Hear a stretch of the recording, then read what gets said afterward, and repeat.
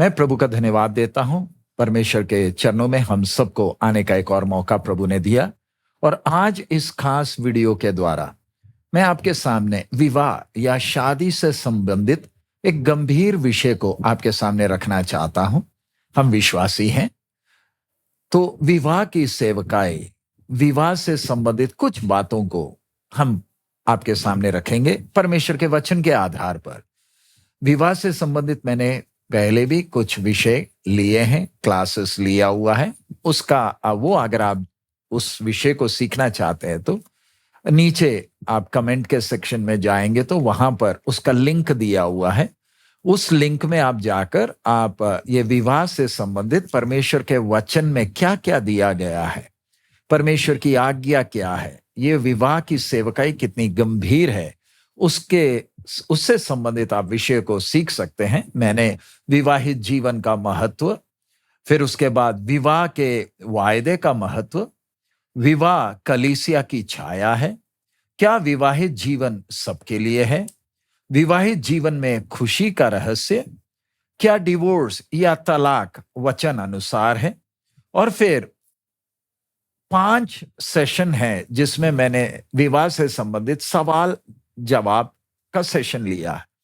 तो वहां जाकर आप और इस विषय को सीख सकते हैं। लेकिन आज जो विषय मैं आपके सामने लेकर आ रहा हूं, आज हमारे विश्वासियों के बीच में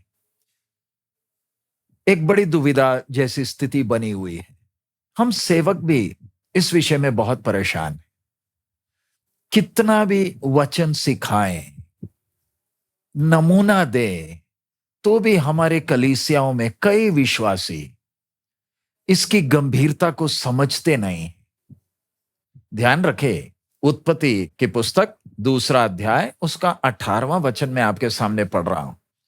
फिर यहोवा परमेश्वर ने कहा, आदम का अकेला रहना अच्छा नहीं, मैं उसके लिए एक ऐसा सहायक बनाऊंगा जो उससे मेल खाए।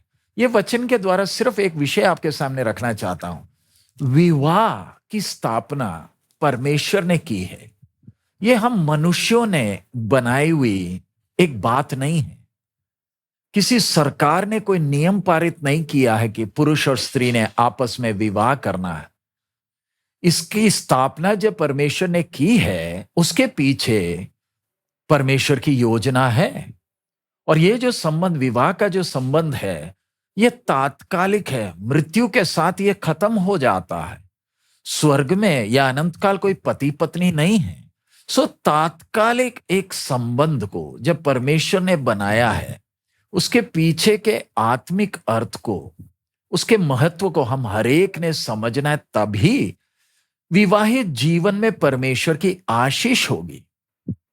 विवाहित जीवन जिसमें एक पुरुष और स्त्री एक साथ हो जाते हैं, दोनों अलग अलग परिवार में पले और फिर परमेश्वर की उपस्थिति में आकर वायदे करते हैं, एक दूसरे को वचन देते हैं और फिर एक दूसरे के साथ एक परिवार बनकर जब चलते हैं, ये आने वाली एक बड़ी घटना की छाया है।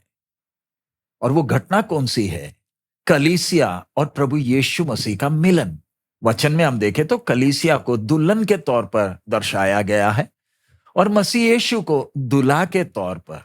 वो इसलिए दर्शाया ताकि दोनों के बीच के वो प्यार और संबंध के गहराई या महत्व को या उसके गंभीरता को हम समझ सके।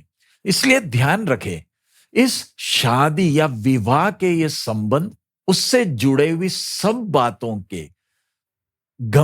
के महत्व को हमने गंभीरता से लेना है। आज के दिन, आज हम विश्वासियों के विवाह की सेवकाई को जब देखते हैं, यानी उससे संबंधित रिवाजों को देखते वक्त हैरानी होती है। क्या ये विश्वासी की शादी है जिसने प्रभु यीशु को अपना प्रभु कर कर माना, फैसला किया है मैं प्रभु के लिए जीऊंगा, पानी में डूबकर बपतिस्मा लिया? इसकी विवाह की सेवकाई कितनी आशीष की होनी चाहिए, कलीसिया के लिए कितना तसल्ली का कारण होना चाहिए।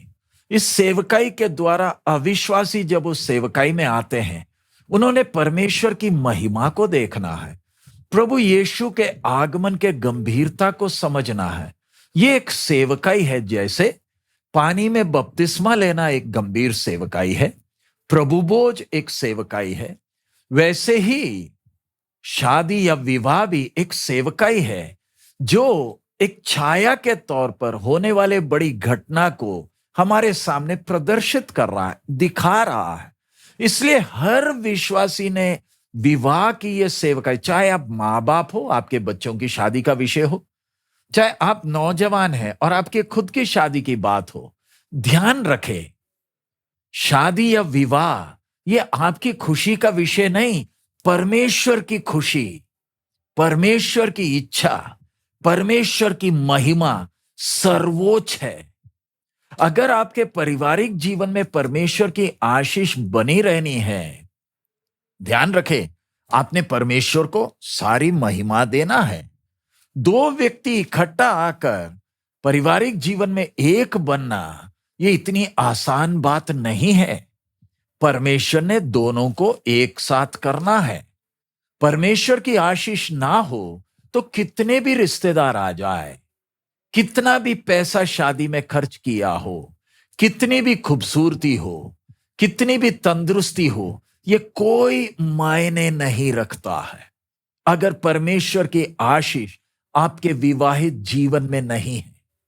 रिश्तेदार आकर तो आपको गिफ्ट देंगे, लोग आकर बहुत कुछ बोलेंगे, लेकिन दूल्हा या दुल्हन के तौर पर, मां बाप के तौर पर आपकी प्रार्थना क्या होनी? प्रभु, इस सेवकाई के द्वारा, इस पवित्र विवाह की सेवकाई के द्वारा आपका नाम ऊंचा होना है। जो भी आएगा, चाहे खाना बनाने वाला हो, चाहे उधर कुर्सी अरेंज करने वाला हो, उसने तेरी उपस्थिति को अनुभव करना है। इस मन के साथ अगर आप शादी की या विवाह के सारे कार्यक्रम का आयोजन करेंगे तो निश्चित त्रिएक परमेश्वर की आशीष सेवकाई में और आपके पारिवारिक जीवन में होगा। प्रभु यीशु का सबसे पहला आश्चर्य काम आप जानते हैं ना, काना की शादी में था, जिधर पानी को दाखरस बनाया। क्या आप चाहते हैं परमेश्वर की आशीष आपके विवाहित जीवन में हो? अगर होना है तो ध्यान रखें, कितने भी प्रसिद्ध पास्टर को बुलाकर कोई मतलब नहीं, कितने भी सेवक आपके सिर पर हाथ रखकर प्रार्थना करे, कोई मायने नहीं, कितना भी अच्छा फोटोग्राफर आपकी फोटो बनाकर एल्बम बना ले, कोई महत्व नहीं। परमेश्वर ने आशीष देना है। इसलिए इस बात को हमने ध्यान रखना, पुरुष और स्त्री दोनों जब आ रहे हैं, प्रभु ने लाना है। मैं जल्दी से उस सारे क्रम को आपके सामने रखता हूं। एक समय था जब मां बाप अपने बच्चों के लिए जीवन साथी ढूंढते थे, अपने परिचित लोगों से पूछते थे, परिवार के बारे में छानबीन करते थे। उसके बाद बुजुर्ग इकट्ठा बैठकर चर्चा करते थे, क्योंकि विवाह दो व्यक्तियों का मिलन अकेला नहीं, दो परिवारों का मिलन है। इसमें बहुत सारे रिश्ते जुड़े हैं, अगली पीढ़ी पर असर करेगा। लेकिन आज बहुत सारे नौजवान क्या सोचते हैं, हमें ढूंढ लेंगे। मां बाप आप टेंशन मत लीजिए, इसलिए खुद ही फेसबुक, इंस्टाग्राम या कैसे ना कैसे ढूंढ ढांड कर आ जाते हैं और फिर चाहते हैं कि मां बाप स्वीकृति दे, फिर कलीसिया स्वीकृति दे, और फिर कल जब झंझट झमेले शुरू होते हैं फिर हमें फोन करते हैं, पास्टरों को परेशान करते हैं, आप प्रार्थना करिए, आप हमारी समस्या का समाधान ढूंढिए। ध्यान रखें, जब दो लोग इकट्ठे आ रहे हैं, आपकी शादी की बात है, क्या आपको निश्चित है कि जो व्यक्ति आ रहा है इसको परमेश्वर लेकर आ रहा है, ये परमेश्वर का चुना हुआ व्यक्ति है मेरे लिए? आपने बहुत प्रार्थना करना है, आंसू बहाना है, उपवास भी लेना है। क्यों? आज कितने पारिवारिक जीवन बर्बाद हो गए, क्योंकि बाहर से तो सब अच्छा दिखा, लेकिन जब विवाह हो गया फिर ना असलियत बाहर निकल कर आए। इसलिए हे नौजवान, मेरा आपसे विनती है, आपके मां बाप आपको कितना प्यार करते हैं, उन्होंने आपके लिए कितना मेहनत, कितना त्याग किया है, उनको आपके बारे में चिंता है।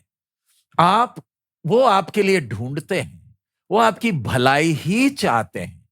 सो अगर वो आपके सामने कोई विषय लेकर आए, प्रार्थना करें और ध्यान रखें कि हम पासबान लोग भी, प्रभु के दास लोग, हम ध्यान रखेंगे कि आपके ऊपर कोई संबंध थोपा ना जाए।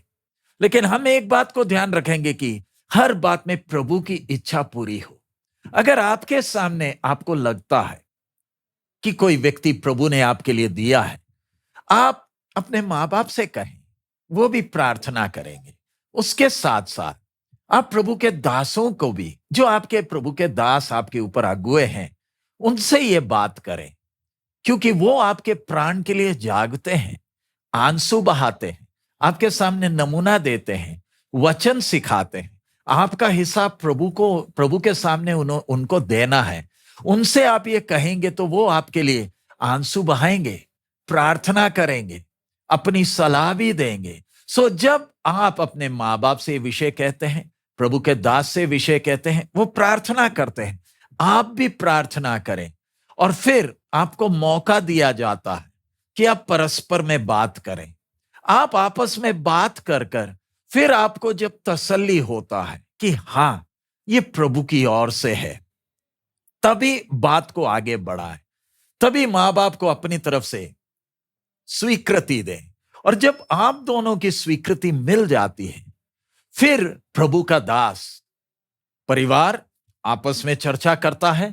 फिर प्रभु के दास के सामने विषय लाते हैं कि हम परिवार ने, हमें लग रहा है कि ये ठीक है। और उसके बाद ये विषय को कलीसिया के सामने रखते हैं। ध्यान रखें, आज एक सबसे बड़ी समस्या क्या है?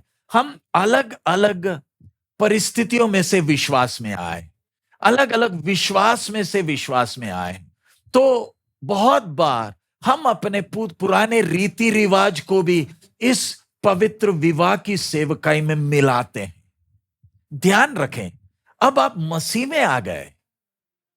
मैं आपके सामने कुछ वचन पढ़ रहा हूं। रोमी की पत्री 12 अध्याय, उसका 1 और 2 मैं आपके सामने पढ़ता हूं। इसलिए हे भाइयों, मैं तुमसे परमेश्वर की दया स्मरण दिलाकर विनती करता हूं कि अपने शरीरों को जीवित और पवित्र और परमेश्वर को भावता हुआ बलिदान करके चढ़ाओ। यही तुम्हारी आत्मिक सेवा है। इस संसार के सदृश ना बनो, परंतु तुम्हारे मन के नए हो जाने से तुम्हारा चाल चलन भी बदलता जाए, जिससे तुम परमेश्वर की भली और भावती और सिद्ध इच्छा अनुभव से मालूम करते जाओ। अगला एक और वचन में पढ़ रहा हूं, 2 कोरिन्थी 6वां अध्याय, उसका मैं 14 से 18 तक पूरा नहीं पढ़ रहा, मैं केवल 17 वचन आपके बीच में पढ़ रहा हूं। इसलिए प्रभु कहता है, उनके बीच में से निकलो और अलग रहो और अशुद्ध वस्तु को मत छुओ, तो मैं तुम्हें ग्रहण करूंगा और मैं तुम्हारा पिता होऊंगा और तुम मेरे बेटे और बेटियां होंगे। यह सर्वशक्तिमान प्रभु परमेश्वर का वचन है। सो ये कुछ वचन आपके सामने, और बहुत सारे वचन है, मैं सिर्फ आपके सामने इसलिए रखा कि इस संसार के सदृश्य मत बनो।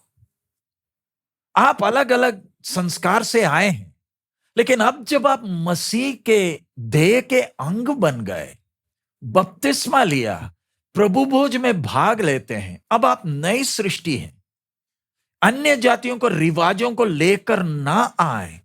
लाओगे तो इस संसार का सरदार राशन पानी लेकर आपके पीछे पड़ जाएगा।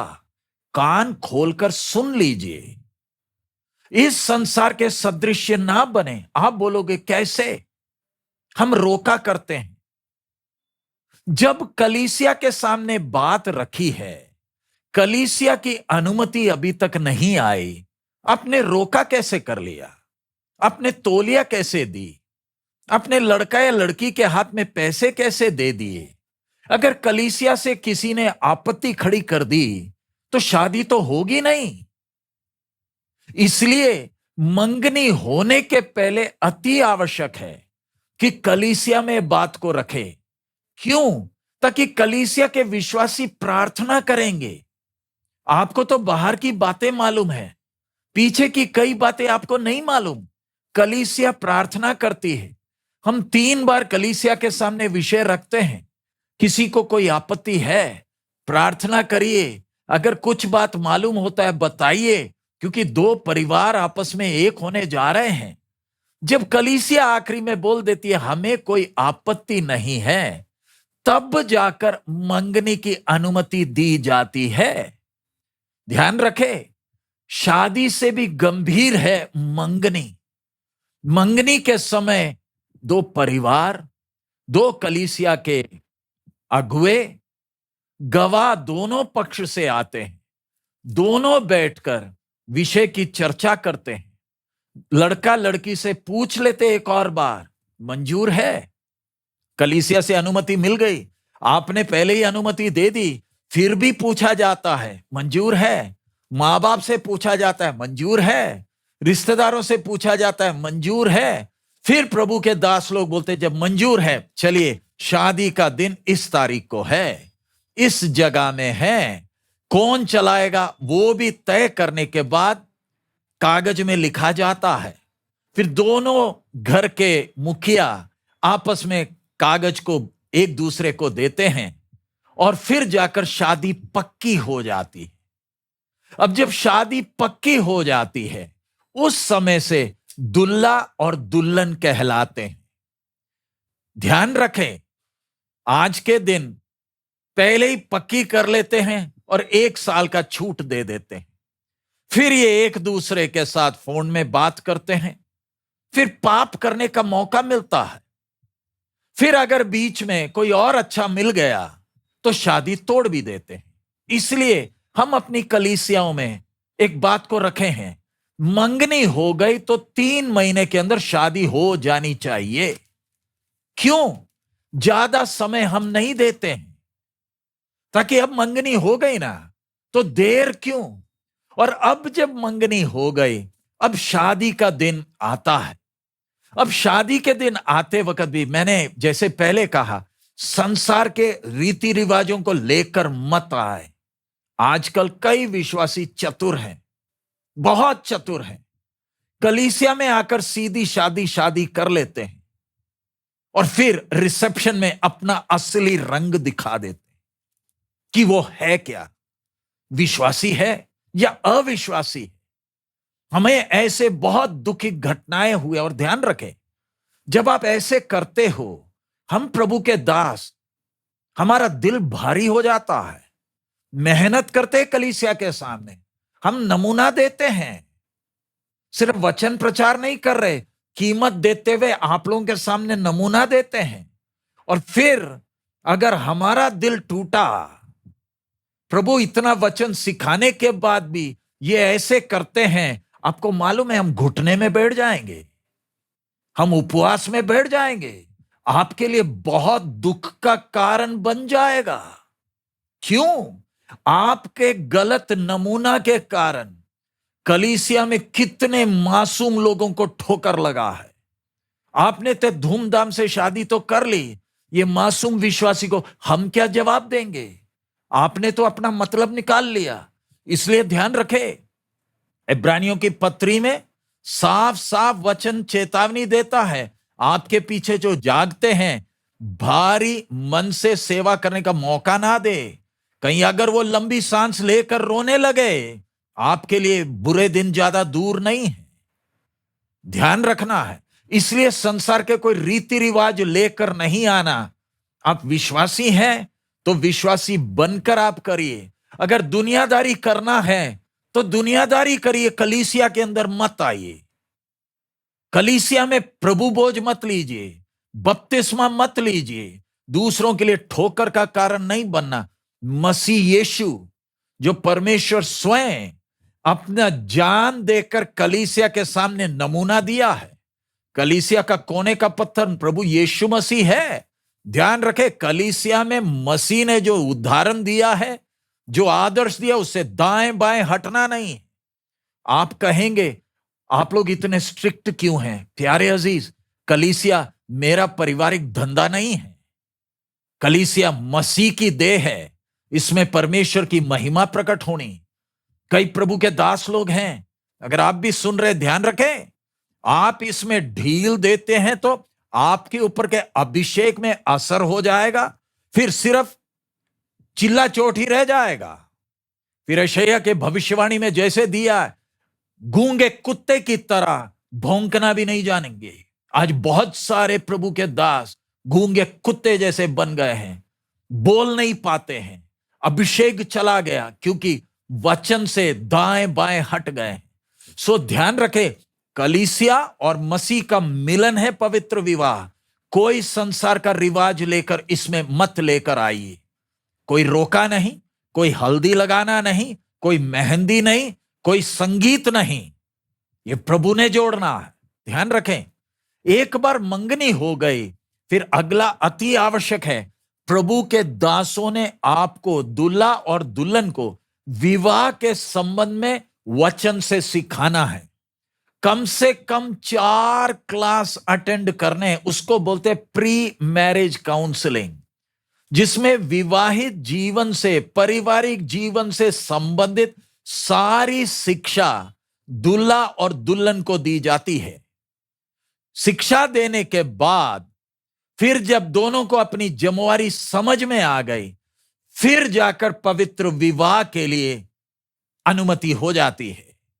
प्री मैरिज काउंसलिंग अति आवश्यक है, जिसमें दोनों ने समझना है जिस संबंध में हम प्रवेश कर रहे हैं कितना गंभीर है। उसके बाद विवाह के दिन आप जब शादी के लिए तैयार होते हैं, आपके कपड़े, ये एक बड़ा विषय बना है। आप जिस संस्कार से आते हैं उसमें गाउन की परंपरा नहीं है। ये गोरे लोगों का, उनकी परंपरा है। उनमें गाउन और वेल और क्राउन होता है, और उनके गाउन के पीछे देखा होगा ना, इतना बड़ा चादर जैसा पड़ा होता है, जिसको उठाने के लिए कुछ बेटियों को भी जिम्मेवारी दी जाती है। आगे कुछ फूल लेकर आते हैं, कोई बेस्ट बॉय होता है, कोई बेस्ट गर्ल होती है। दूल्हा दुल्हन के सामने ये सब आ जाते हैं। ये सारे रिवाज दुनिया भर के लेकर हम इसमें लेकर आ जाते हैं। ध्यान रखें, पश्चिमी देश की परंपराओं को कलीसिया में लेकर मत आए। जिस संस्कार से आप आते हैं, उस संस्कार में सफेद वस्त्र पहनना ही विधवा के लक्षण है। तो इतना पैसा क्यों खर्च करते हैं इसके पीछे? इतना दिखावा क्यों करते हैं? सिर ढांपना है। आजकल वेल को देख ले, वेल के पीछे का परंपरा क्या है? दुल्हन शादी के लिए जा रही है, कोई दुष्ट आत्मा, कोई भूत इसे ना देख ले, इसलिए वो वेल डालते हैं।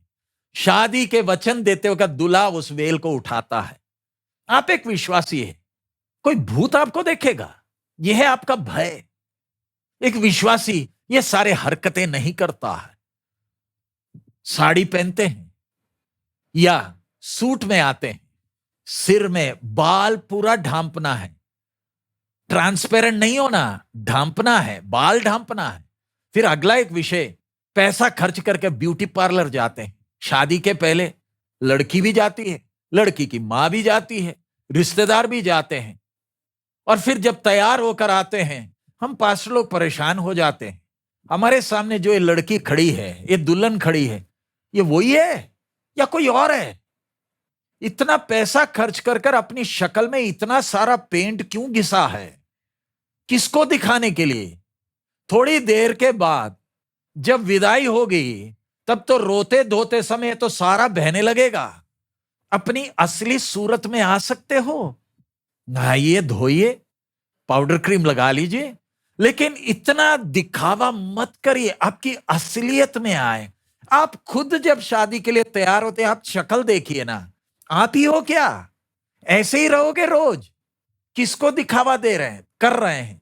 तो ध्यान रखें, गाउन हम अनुमति नहीं देते हैं। क्यों? पश्चिमी परंपराओं को हम लेकर कलीसियाओं में मत आए। वो गोरे का रिवाज है। हम जब अपने देश के नागरिक हैं, इन चीजों को हमने ध्यान देना है। अब जब आप शादी के लिए आकर खड़े हैं, ध्यान रखें, परमेश्वर की उपस्थिति में हाथ में गुलदस्ता लेकर मत आइए। आजकल बहुत सारे दुल्हन हैं, हाथ में बाइबल नहीं, गुलदस्ता है। गोरा गुलदस्ता लेकर क्यों आता है? क्योंकि बदबू ना हो, फूल का सुगंध हो। आप उसी के लिए लाए हैं क्या? नहाए नहीं थे कि आपको गुलदस्ता लाना पड़ गया? अपने हाथ में आपके जीवन का सबसे मुख्य दिन है। आप परमेश्वर के सामने वचन देने जा रहे हैं। अपने जीवन साथी को, होने वाले जीवन साथी को अपना पुराना बाइबल लेकर आए। आजकल फैशन बना हुआ है, नया नया बाइबल लाते और बिल्कुल पतला होता है, खोल भी नहीं पाते। आपका पुराना बाइबल हम क्यों बोल रहे हैं? यही बाइबल है जो परमेश्वर का वचन, जो आपको तसल्ली देता है, जो आपको मार्गदर्शन करता है। इसी के आधार पर आपका जीवन बना हुआ है। हाथ में बाइबल लेकर आए, प्रभु की उपस्थिति में जब खड़े होते हैं, दोनों तरफ से बाप दुल्हन को, दूल्हा को बाप लाकर परमेश्वर की उपस्थिति में खड़ा करता है। क्यों बाप ला रहा? उसके पीछे का अर्थ क्या है? घर का सिर है। बच्चे को समर्पण करते हुए बाप के हाथ में सौंपा था, पालन पोषण किया, प्रभु की उपस्थिति में लाकर खड़ा किया। अब प्रभु का दास शादी की पूरी सेवकाई चलाते हैं, उसके लिए भी एक क्रम है। उस समय बैठकर पारिवारिक जीवन की शिक्षा हम नहीं देते, उसके पहले ही दे दिया है। उस समय सुसमाचार का प्रचार करते, क्योंकि आए हुए लोगों ने आप दोनों का परस्पर संबंध का जब आप वाचा बांधने जा रहे हैं, होने वाली घटना को दर्शा रहे हैं, इसलिए दूसरों को वचन बताते हैं। फिर दोनों से अनुमति लेकर, कलीसिया और उपस्थित भीड़ से, झुंड से अनुमति लेकर फिर वायदा कराते हैं। हम मंगलसूत्र नहीं पहनाते, हम अंगूठी नहीं पहनाते। क्यों? ये दोनों को निकाला जा सकता है, कभी भी निकाल सकते, उसकी संभावना है। लेकिन हम परमेश्वर के सामने वायदा कराते हैं, एक दूसरे को वचन देते हैं, क्योंकि अब मौत ही अलग कर सकता है और कुछ भी अलग नहीं कर सकता। इसलिए ध्यान रखना है कि जब प्रभु के सामने आपने वायदा किया, प्रभु के अनुग्रह पर भरोसा करते हुए आप वायदा करते हैं। अंत में दोनों घुटना टेकते हैं। वायदा करने के पश्चात प्रभु के दास लोग कांपते हुए हाथ से हाथ रखते हैं, प्रार्थना करते हैं, क्योंकि विनती है, हे प्रभु, दो हृदयों को एक करना। अब इनका जीवन कलीसिया के लिए, परिवार के लिए, देश के लिए आशीष होना। और ध्यान रखें, शादी हो गई, आपने परमेश्वर के सामने वायदा तो कर दिया। अब आशीर्वाद भी बोलने के बाद हम कागज में साइन करते हैं। कानूनी तरफ से आपको मुझे एक बात बतानी है। हम तो आपको कागज में साइन करा दे, लेकिन आपकी शादी को सरकार ने मानना है तो 30 दिन के भीतर आपने अपने शादी का रजिस्ट्रेशन करना है। कोर्ट मैरिज नहीं, आपकी शादी को बराबर नगर निगम में या पंचायत में जाकर पंजीकरण करना है। अगर आप नहीं करते हो तो आपकी शादी को सरकार मान्यता नहीं देगी। इसलिए अति आवश्यक है, हर विश्वासी से हम ये बात कह रहे हैं, शादी होते ही तुरंत इसका नगर निगम में या पंचायत में या आपने म्युनिसिपल कॉरपोरेशन में जाकर पंजीकरण करना है। जैसे मृत्यु का प्रमाण पत्र मिलता है, वैसे विवाह का भी प्रमाण पत्र मिलता है। वही प्रमाण पत्र आपके शादी का सबूत है। कोई भी चर्च से कितना भी खूबसूरत सर्टिफिकेट मिले, ये कोई भी सर्टिफिकेट वैलिड नहीं है। सरकार, कोर्ट कचहरी इसको मान्यता नहीं देगा। इसलिए आप लोगों के सामने मैंने विषय रखा। मेरा विश्वास है आपको ये विषय समझ में आया। अगर आप और भी स्पष्टीकरण चाहते हैं, आप हमें संपर्क कर सकते हैं। हम प्रार्थना करेंगे, हम जो भी करते हैं उसके द्वारा परमेश्वर के नाम की महिमा हो, लोग परमेश्वर की महिमा को देखकर प्रभु की ओर आकर्षित हो और आपके विवाह के द्वारा प्रभु का नाम ऊंचा हो सके। आइए प्रार्थना करें। हमारे अनुग्रहकारी दयालु पिता, हम आपका धन्यवाद देते हैं, इस विषय को कलीसिया के सामने रखा है।